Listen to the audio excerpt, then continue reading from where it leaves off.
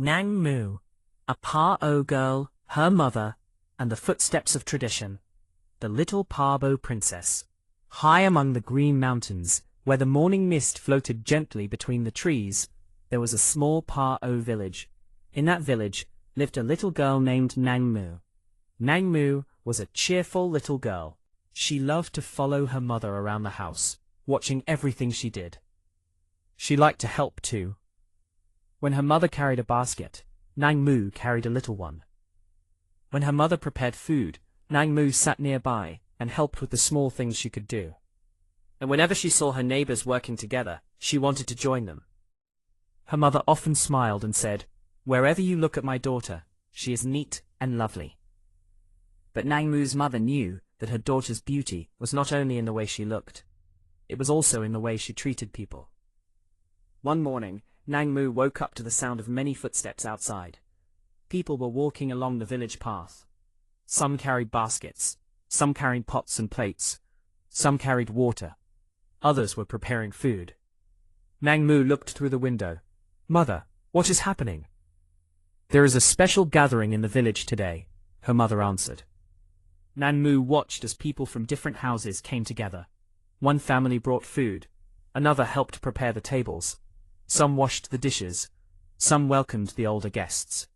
Some of the girls carried trays of tea leaves and hot tea to the circle of elders. They walked carefully, making sure everyone had something to drink. Nearby, a few young people sat together, cutting betel nuts into small pieces for the elders. Others went from table to table, checking the rice and curry.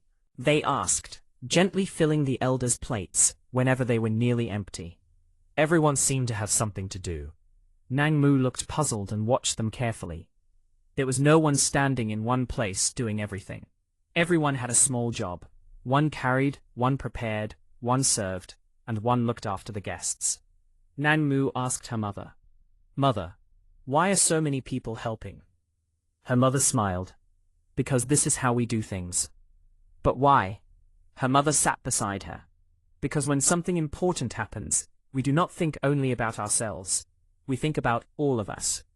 Nang Mu was quiet for a moment. "All of us." "Yes," her mother said. "When one family needs help, the neighbors come. When a village has something to celebrate, everyone comes. When someone's house needs repairing, people come together. That is how our people have helped one another for generations."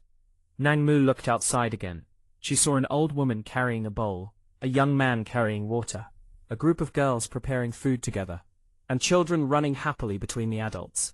For the first time, Nang Mu noticed something. No one was asking, "What do I get?" They were simply asking, "What can I help with?" Nang Mu smiled. Then she picked up her little basket. "Can I help too?" Her mother smiled. "Of course, my daughter."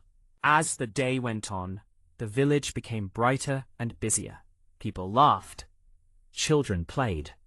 The smell of food filled the air. At one point, an elder stood up and spoke to the whole group. Everyone became quiet. When he finished speaking, the people behind him answered together, "Nai Hoe Hoe."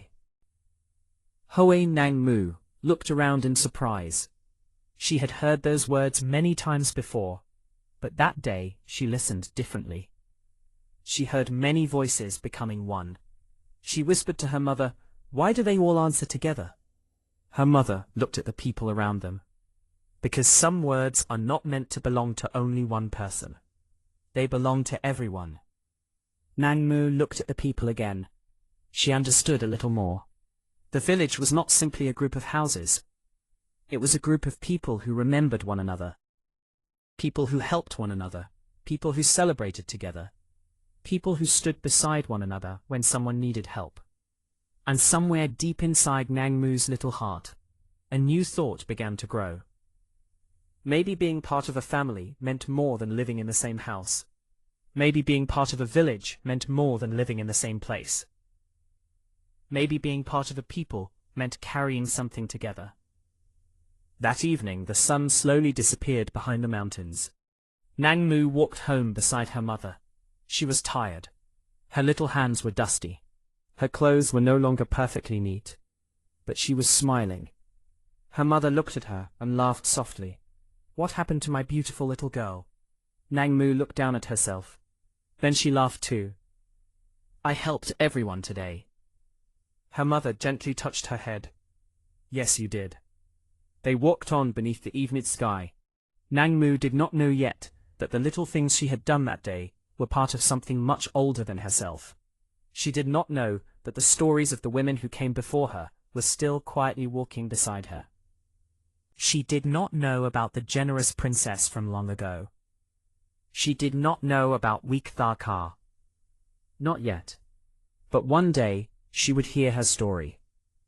And when she did, Nang Mu would begin to understand why her mother had always said, "This is the story of Nang Mu and her grandmother, Week Thar-Kar, who carried on the tradition of Pa-O's storytelling."